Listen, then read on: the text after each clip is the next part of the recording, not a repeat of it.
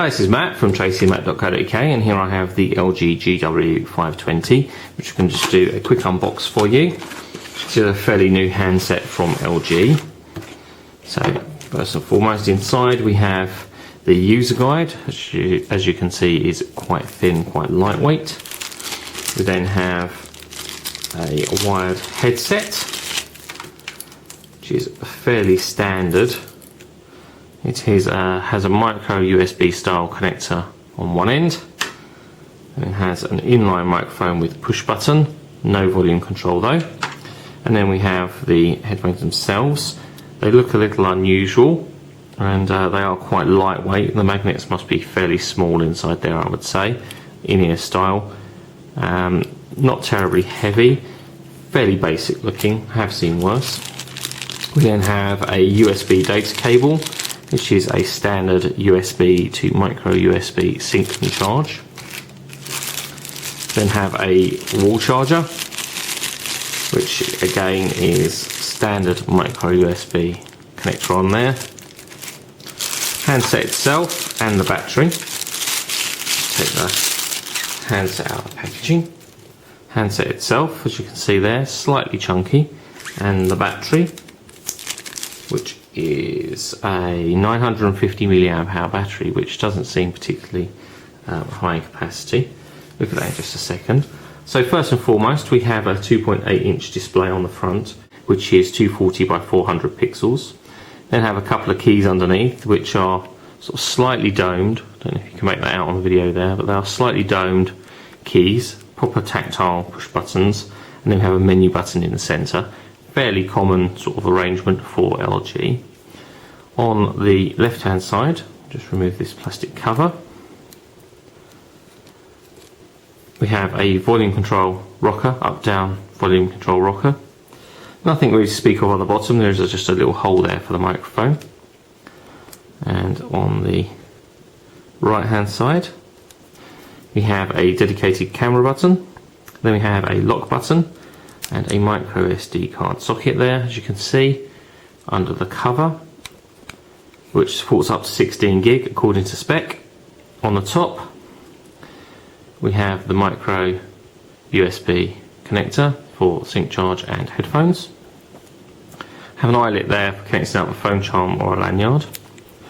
On the back, we have a 3 megapixel camera, which sadly isn't autofocus, and it doesn't have a light or flash, and there is no mirror for sort of self-portraits, which okay is probably not the end of the world, but a lot of handsets do have that. There's a fairly large loudspeaker grill there on the back also. That cover pops off like so. Our SIM card goes in here, and obviously the battery fills the rest of the compartment, like so.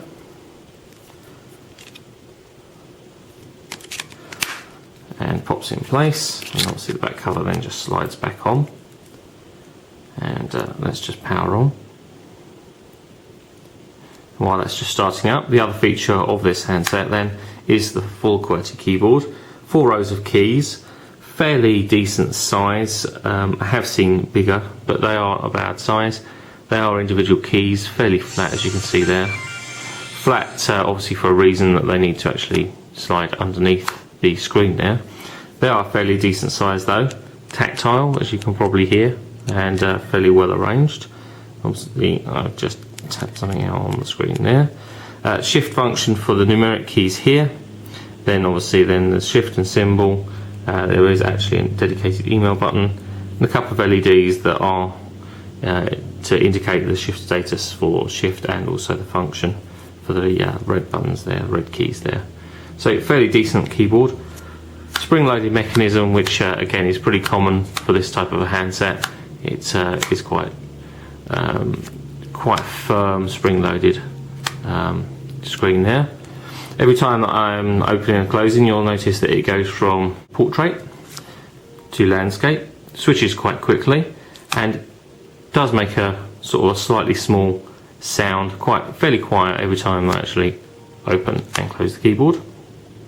It is also touchscreen, not particularly sensitive touchscreen, although I do have the screen protector on there. Let's just peel that off.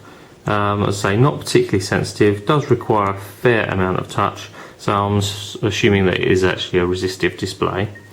So if we back out of there, we have the fairly common looking LG interface. As you can see, you'll see this style of interface on many of LG's handsets. It is a flash based user interface.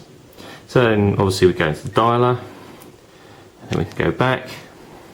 We've got a menu by pushing the button in the centre there. We've got a full menu, so we have like gallery, calculator, and then we have apps and games, music. We can write new messages, and we can change actually what is displayed on here. That is favourite apps. This is running apps. We can end all applications. Then we've got our communication menu. As you can see there, we've got contacts and emails. We've got entertainment, camera, video camera, my stuff, apps and games. FM radio, as you can see, is there. Utilities includes organizer, voice recorder and alarm clock, Google and browser. Then our settings menu, as you can see, including connectivity and touch settings. Then we go back to the main screen. Unfortunately we don't have a SIM card, so it won't list our SIM card contacts obviously. And then we have a messaging button, so we can see our inbox and week sent items, and we can also compose new messages in there. So as I say, fairly common LG style interface with widgets that can be customized. We can move the clock around the display easily, and we can also have a cube there with a number of other faces. This is called Live Square, which allows us to customize all the different displays. We actually have little people on display there, and we can scroll around.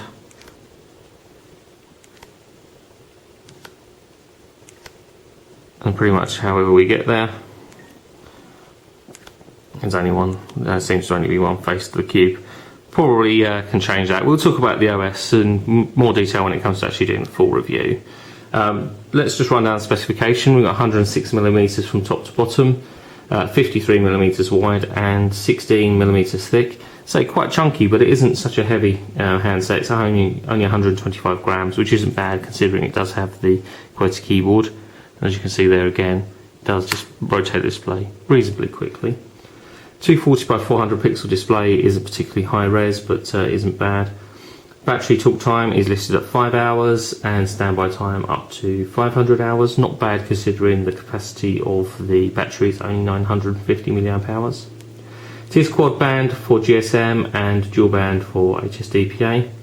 Does support video recording and video streaming, although video recording only 12 frames per second in QVGA, so not fantastic, but it does support video recording. As I've already mentioned, there is a built-in FM radio, and it has standard SMS, MMS and email support, and does support MS Exchange connectivity, which is quite good. MSN Messenger is pre-installed. There is 400 meg of internal memory, which again is pretty reasonable, although you can supplement that obviously with the micro SD card.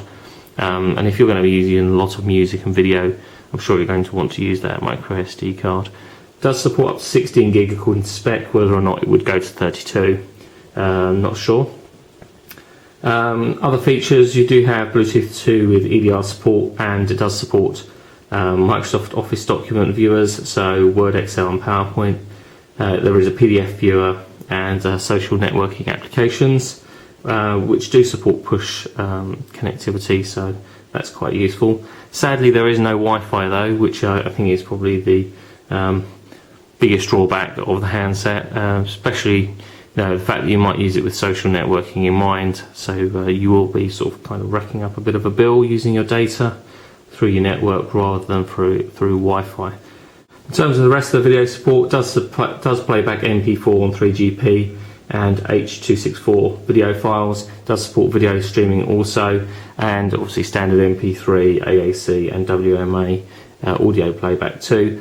So we'll comment on the OS in a bit more detail when it comes to the full review, which will be online on tracyandmatt.co.uk over the next couple of weeks. And if you are also a fan of our unboxing videos, check out the others that we have on unboxings.com.